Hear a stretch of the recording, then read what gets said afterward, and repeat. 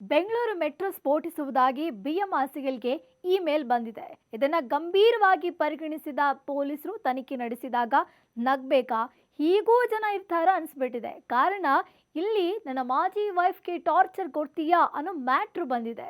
ಅದೇನಂದ್ರೆ ನವೆಂಬರ್ 13 ರಾತ್ರಿ 11:25 ಸಮಯದಲ್ಲಿ ರಾಜೀವ್ ಶೆಟ್ಟಿ ptp@gmail.com ಎಂಬ ಐಡಿಯಿಂದ ಒಂದು ಮೇಲ್ ಬಂದಿತ್ತು. ಓಪನ್ ಮಾಡಿ ನೋಡಿದ್ರೆ ಸುಗಮ ಸಂಚಾರಕ್ಕೆ ಹೆಸರಾಗಿರುವ ಬೆಂಗಳೂರು ನಮ್ಮ ಮೆಟ್ರೋ ನಿಲ್ದಾಣಗಳನ್ನು ಸ್ಫೋಟಿಸುವುದಾಗಿ ಕಿಡಿಗೇಡಿಯೊಬ್ಬ ಬೆದರಿಕೆ ಹಾಕಿದ್ದಾನೆ.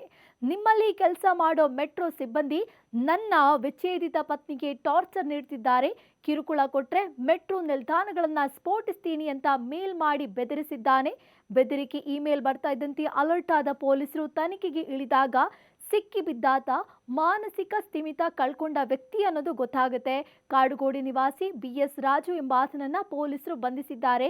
ಈತ ಮೇಲ್ನೋಟಕ್ಕೆ ಮಾನಸಿಕ ಅಸ್ವಸ್ಥನಂತೆ ಕಂಡು ಬಂದಿದ್ದು ನಿಮ್ಹಾನ್ಸ್ ಆಸ್ಪತ್ರೆಯಲ್ಲಿ ಚಿಕಿತ್ಸೆ ಪಡೆದಿದ್ದಾನೆ.